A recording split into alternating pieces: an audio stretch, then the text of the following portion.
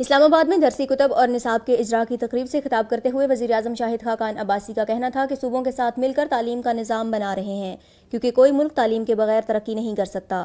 آپ کسی بھی ملک کو دیکھ لیں، اس نے تعلیم کو ہی عام کر کے ترقی کی ہے۔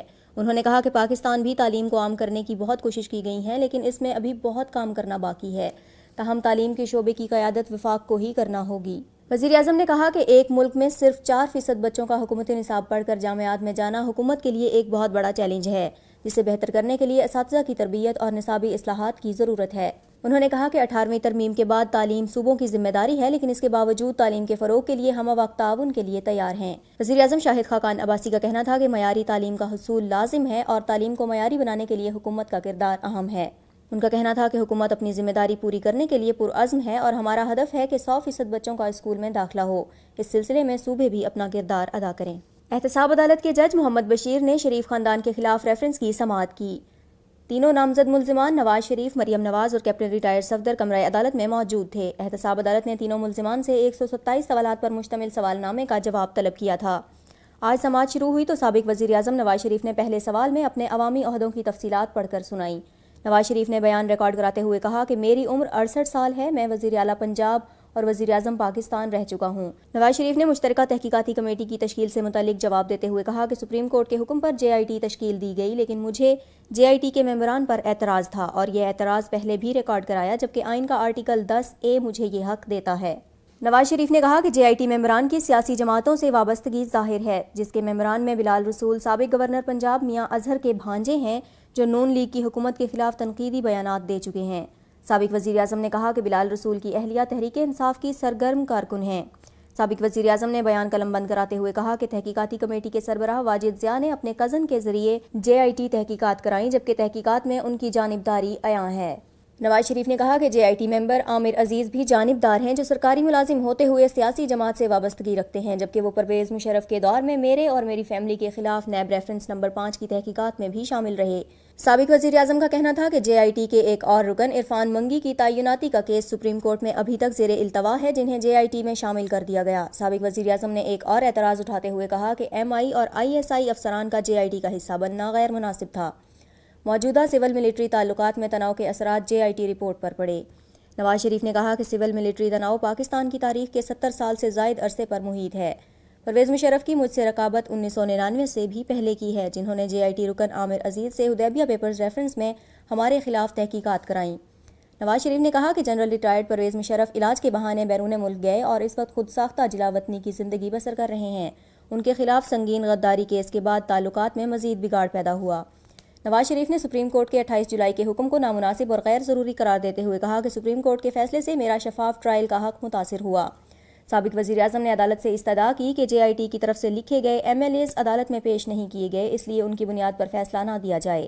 مذکورہ کیس کی 18 مئی کو ہونے والی گزشتہ سماعت پر وکیل صفائی خواجہ حارث نے ملزمان کو دیے گئے سوال نامے پر اعتراض کر دیا تھا، جس پر عدالت نے آخری چانس دیتے ہوئے کہا تھا کہ 21 مئی کو ملزمان کے بیانات قلم بند ہوں گے۔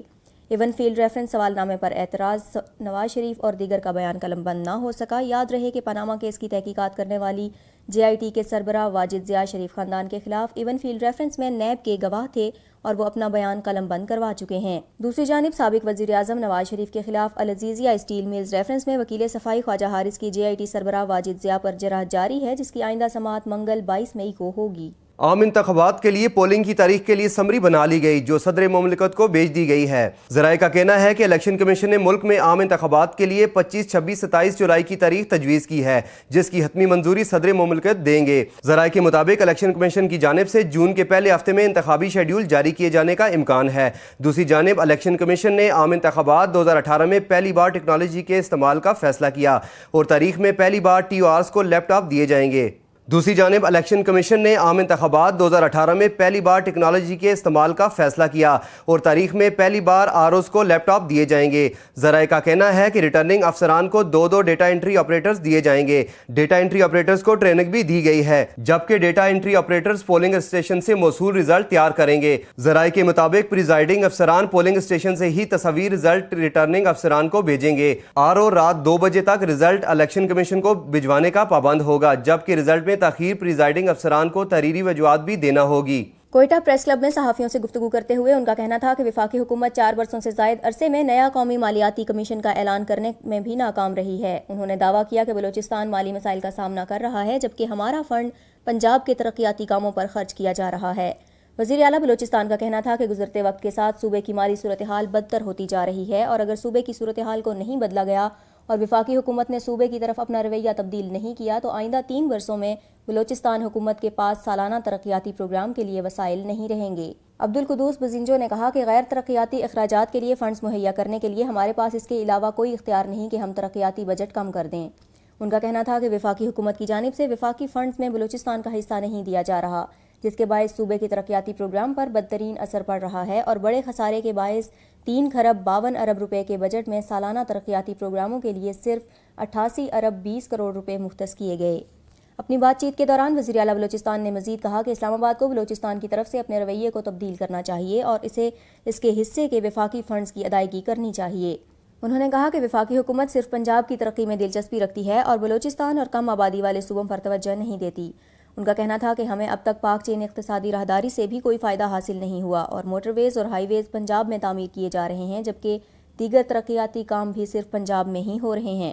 بلوچستان کے وزیر اعلیٰ کا کہنا تھا کہ سابق army chief general retired Raheel Sharif کے دباؤ کے باعث صرف بلوچستان میں واحد N85 منصوبہ تعمیر کیا گیا تھا۔ انہوں نے کہا کہ اقتدار میں آنے کے بعد نئی حکومت نے حکومتی مشینری کو فعال کیا تھا اور ترقیاتی منصوبوں پر عمل درآمد کے لیے کام شروع ہی کیا تھا کہ ان کی کوششوں پر عدلیہ کے کچھ فیصلے اثر انداز ہو گئے۔ میر عبدالقدوس بزنجو نے کہا کہ ان فیصلوں کے باعث وزیر اعلیٰ اپنے ثوابدیدی فنڈز کا بھی استعمال نہیں کر سکا، تاہم اب صوبائی حکومت ان فیصلوں پر نظر ثانی کے لیے سپریم کورٹ سے رجوع کرے گی۔ گزشتہ برس مئی میں ہونے والی 6ٹھی مردم شماری کے نتائج کا اعلان کرنے کی حتمی منظوری مشترکہ مفادات کونسل کے اجلاس میں دی جائے گی۔ اس حوالے سے انہوں نے مزید بتایا کہ CCI کا اجلاس 14 مئی کو متوقع تھا، لیکن قومی سلامتی کونسل کے ہنگامی اجلاس کے باعث ملتوی کر دیا گیا۔ عہدیدار کا مزید کہنا تھا کہ گزشتہ برس اگست میں جاری کیے گئے عبوری نتائج کے مطابق ملک کی کل آبادی 20 کروڑ 7 لاکھ 77 ہزار ہے، جبکہ اضافے کی شرح 2.4% ریکارڈ کی گئی۔ ان کا کہنا تھا کہ آبادی کی تعداد کے حوالے سے عبوری اور حتمی نتائج میں زیادہ سے زیادہ 60 ہزار کا فرق ہو سکتا ہے۔ البتہ حتمی نتائج کے 2 اہم نکات ایسے ہیں جو مستقبل کے سیاسی معاملات پر اثر انداز ہو سکتے ہیں۔ مثلاً سندھ کے شہری علاقوں میں سندھی بولنے والوں کی آبادی میں گزشتہ مردم شماری کے مقابلے میں غیر معمولی اضافہ دیکھنے میں آیا ہے، جبکہ اس میں اضافے کی شرح بھی سندھ میں بسنے والی دیگر قومیتوں کے مقابلے میں سب سے زیادہ ہے۔ اسی طرح بلوچستان میں بھی آبادی میں خاصی تبدیلی دیکھنے میں آئی ہے، جس میں بلوچ اور پشتون قوم کی آبادی کا فرق اب 1% سے بھی کم ہو گیا ہے، جو پچھلے 20 برس کے دوران پشتون آبادی میں اضافے کو ظاہر کرتا ہے۔ ان کا مزید کہنا تھا کہ حتمی نتائج میں زبان، مذہب، علاقائی ترقی، صوبائی، ضلعی اور مقامی کونسل کی بنیاد پر کی گئی مردم شماری اور ان میں اضافے کی شرح اور حتمی تعداد شامل ہوگی۔ عہدیدار کا کہنا تھا کہ اسٹیٹک ڈویژن کی گورننگ باڈی نے خاص طور پر وزیر اعظم کو سفارش پیش کی ہے کہ تیسرے فریق کے ذریعے مردم شماری کے نتائج کی توثیق کرانا اب قابل عمل نہیں رہا، کیونکہ اس مردم شماری کے عمل کو سر انجام دیے ہوئے خاصا وقت بیت چکا ہے، جو کہ 15 مارچ 2017 سے شروع ہو کر 25 مئی 2017 تک جاری رہی تھی۔ واضح رہے کہ بین الاقوامی معیار کے مطابق مردم شماری کا عمل مکمل ہونے کے بعد 30 دن سے 2 ماہ کے اندر اس حوالے سے سروے اور ان کی توثیق کی جاتی ہے۔ انہی وجوہات کو مد نظر رکھتے ہوئے وزیر اعظم نے تجویز دی کہ 1 سال گزرنے کے بعد اب مردم شماری کے حتمی نتائج کو عوام کے لیے پیش کر دیا جانا چاہیے، اور اس کے مواد تک محققین، متعلقہ اداروں اور اعداد و شمار کا حساب کرنے والوں کو رسائی فراہم کر دینی چاہیے۔ وزیر اعظم نے اس معاملے کو مزید غور کے لیے CCI کے اجلاس میں پیش کرنے کے احکامات دیے۔ اس ضمن میں وزیر اعظم کو بتایا گیا کہ تیسرے فریق کی جانب سے بعد از مردم شماری سروے کے ذریعے کیے گئے آڈٹ کے عمل اور اس حوالے سے شرائط پر عمل درآمد کو انجام دینا ممکن نہیں، کیونکہ عام انتخابات میں 2 ماہ کا عرصہ رہ گیا ہے۔ خیال رہے کہ اس سے قبل CCI کی منظوری کے بعد حکومت کی جانب سے مردم شماری کے عبوری نتائج کا اعلان کیا جا چکا ہے، جس کے تحت ملکی آبادی 2.4% سالانہ کی شرح اضافے کے ساتھ 20 کروڑ 7 لاکھ 77 ہزار ہو چکی ہے۔ اس طرح 1998 میں ہونے والی مردم شماری کے مقابلے میں آبادی میں 57% اضافہ ہو چکا ہے۔ اس میں سب سے زیادہ اضافہ اسلام آباد میں 4.91 کی شرح کے ساتھ ہوا، جبکہ بلوچستان میں 3.37%، خیبر پختونخوا میں 2.89%، سندھ میں 2.41% اور پنجاب میں 2.31% کی شرح سے آبادی میں اضافہ دیکھنے میں آیا۔ جبکہ CCI کے گزشتہ برس نومبر میں ہونے والے اجلاس میں صوبوں کے تحفظات کے پیش نظر تیسرے فریق کے ذریعے مردم شماری کی توثیق کرانے کا فیصلہ کیا گیا تھا، جس سے مکانات کے شمار میں 1 سے 5% تک اضافہ متوقع تھا۔ تاہم سیاسی اور بیوروکریسی پیچیدگیوں کے سبب مردم شماری کے آڈٹ کا عمل اب تک نہ کیا جا سکا۔ اسلام آباد میں تقریب سے خطاب کے دوران احسن اقبال نے کہا کہ میرے ساتھ جو واقعہ پیش آیا اس سے میں نے اس بات کو زیادہ یقین سے جانا کہ مارنے والے سے بچانے والا زیادہ بڑا ہوتا ہے۔ مجھے لگنے والی گولی ہمیشہ یاد دلاتی رہے گی کہ اللہ سب سے بڑا ہے۔ میرے جسم میں لگی گولی نے میرا بازو پاش پاش کر دیا، لیکن میرے جذبے پر ایک نقطہ بھی فرق نہیں آیا۔ وزیر داخلہ نے کہا کہ ڈپریشن پیدا کرنے والے لوگ سکرات اور بکرات بنے ہوئے ہیں۔ ہر شام وہ ٹی وی چینلز پر بیٹھ کر کہتے ہیں کہ پاکستان کا ستیہ ناس اور بیڑا غرق ہو گیا۔ یہ شاید عوام کے نہیں، ڈپریشن کی دوائیاں بیچنے والوں کے نمائندے ہیں۔ اقتصادی ترقی چوکے چھکوں کا میچ نہیں، یہ ٹیسٹ میچ کی طرح ہے جس میں اس کی جیت ہوگی جو زیادہ وقت اور تحمل کے ساتھ کھیلے گا۔ خیبر پختونخوا حکومت تیسری بار مسلسل اسمبلی اجلاس سے رائے فرار اختیار کر رہی ہے۔ صوبائی حکومت پہلے ہی 3 مئی اور 14 مئی کو بلائے گئے اجلاس ملتوی کر چکی ہے، جبکہ اب کل 22 مئی کو بھی ہونے والا اجلاس منسوخ کر دیا گیا۔ اسمبلی اجلاس ایسے وقت میں منسوخ کیا گیا ہے۔ اسمبلی سیکریٹریٹ میں اسپیکر کے خلاف پیپلز پارٹی کے ضیاء اللہ افریدی نے تحریک عدم اعتماد جمع کرا رکھی ہے، جبکہ حکومت ڈپٹی اسپیکر کی خالی نشست پر الیکشن کی خواہش مند تھی۔ ذرائع کا کہنا ہے کہ منگل کے اجلاس کی منسوخی کے بعد اب اجلاس کا ہونا مشکل ہے، کیونکہ حکومت کی آئینی مدت ختم ہونے میں 7 روز باقی رہ گئے ہیں۔ پناہ گزینوں نے بتایا کہ میانمار فوج نے دوبارہ لاؤڈ اسپیکر کے ذریعے اعلانات شروع کر دیے ہیں۔ میانمار فوج کے قتل و غارت سے بچ کر 6000 پناہ گزین بنگلہ دیش اور میانمار کے درمیان ساحلی پٹی پر آباد ہیں۔ اس حوالے سے بتایا گیا کہ تقریباً 7 لاکھ روہنگیا مسلمان میانمار فوج کے ظلم و ستم سے بچنے کے لیے بنگلہ دیش ہجرت کرنے پر مجبور ہوئے، جبکہ چند ہزار کی تعداد نے دونوں ممالک کی سرحدوں کے درمیان بفر زون میں رہنے پر اکتفا کیا۔ اس سے قبل فروری میں میانمار نے آمادگی ظاہر کی تھی کہ وہ لاؤڈ اسپیکر کے ذریعے بفر زون میں موجود روہنگیا مسلمانوں کو بنگلہ دیش جانے پر مجبور نہیں کرے گا۔ اس ضمن میں میانمار فوج نے اپنے چند اہلکاروں کو مذکورہ جگہ سے واپس بلایا تھا، تاہم رواں ہفتے دوبارہ لاؤڈ اسپیکر پر اعلانات کا سلسلہ شروع ہو گیا۔ روہنگیا کمیٹی کے رہنما نے بتایا کہ میانمار فوج کے اعلانات سے بفر زون میں مقیم پناہ گزینوں میں سخت تشویش پھیل گئی ہے۔ محمد عارف نامی شخص نے بتایا کہ میانمار فوجیوں نے گزشتہ روز متعدد مرتبہ اعلان کیا اور اگلی صبح بھی اسی پیغام کو دہرایا گیا، جس کی وجہ سے کیمپ میں افراتفری پھیل گئی ہے اور لوگ بہت پریشان ہیں۔ میانمار فوج کی جانب سے جاری اعلانات میں کہا جا رہا ہے کہ میانمار کا یہ علاقہ فوراً خالی کر دو ورنہ مقدمے کا سامنا کرنے کے لیے تیار ہو جاؤ۔ کیمپ میں رہائش پذیر دل محمد نے کہا کہ ہم میانمار کے شہری ہیں، وہ ہمارے آباء و اجداد کی زمین ہے اور ہمیں یہاں رہنے کا پورا حق ہے، اور ہم یہاں سے نقل مکانی کر کے کیوں دوسری جگہ جائیں۔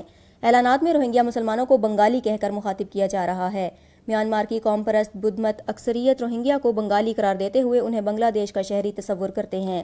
اگرچہ میانمار میں روہنگیا مسلمان کئی نسلوں سے آباد ہیں، لیکن میانمار حکومت اس اقلیتی آبادی کو اپنا شہری ماننے سے انکار کرتی ہے اور مسلمانوں کو بنگلہ دیش سے غیر قانونی طور پر ہجرت کرنے والا تصور کیا جاتا ہے۔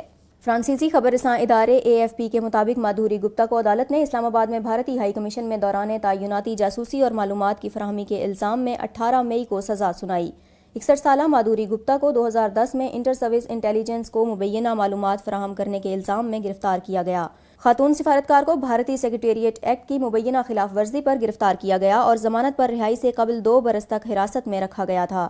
ان کے وکیل نے بتایا کہ مادھوری گپتا کی سزا کے خلاف ہائی کورٹ میں اپیل کی جائے گی۔ انہوں نے مزید کہا کہ وہ پہلے ہی 21 ماہ سے بھارتی خفیہ ایجنسی کے پاس زیر حراست رہیں اور انہیں اسی بنیاد پر رہائی دینی چاہیے۔ دوسری جانب پریس ٹرسٹ آف انڈیا کے مطابق مادھوری گپتا نے 2009 اور 2010 کے درمیانی عرصے میں جو معلومات پاکستانی خفیہ ایجنسی کو فراہم کیں وہ ملٹری نوعیت کی نہیں تھیں، اس لیے انہیں سخت سزا نہیں سنائی گئی۔ PTI نے اپنی رپورٹ میں مطالبہ کیا کہ مادھوری گپتا کی جانب سے فراہم کردہ معلومات حساس نوعیت کی تھیں جو ملکی مفادات کے خلاف استعمال کی جا سکتی ہیں اور اس لیے انہیں سخت سے سخت سزا دی جانی چاہیے۔ بھارتی پولیس کے مطابق مادھوری گپتا کو 2010 میں حراست میں لینے سے قبل ان کی نقل و حرکت پر 6 ماہ تک نگرانی کی گئی تھی۔ اس حوالے سے کہا گیا کہ مادھوری گپتا سیکنڈ سیکرٹری کے طور پر اسلام آباد میں بھارتی ہائی کمیشن میں تعینات تھیں۔ علاوہ ازیں مادھوری گپتا نے اپنے اوپر لگائے گئے تمام الزامات کو بے بنیاد قرار دیتے ہوئے کہا کہ انہیں بھارتی ہائی کمیشن اور وزارت خارجہ کے حکام نے ذاتی اناد کا نشانہ بنا کر جھوٹے الزام میں پھنسایا ہے۔ تاہم عدالت نے فیصلہ سناتے ہوئے کہا کہ مادھوری گپتا کے عمل سے بھارت کی ساکھ متاثر ہوئی اور ان کی وجہ سے سیکیورٹی کو خطرہ لاحق ہوا۔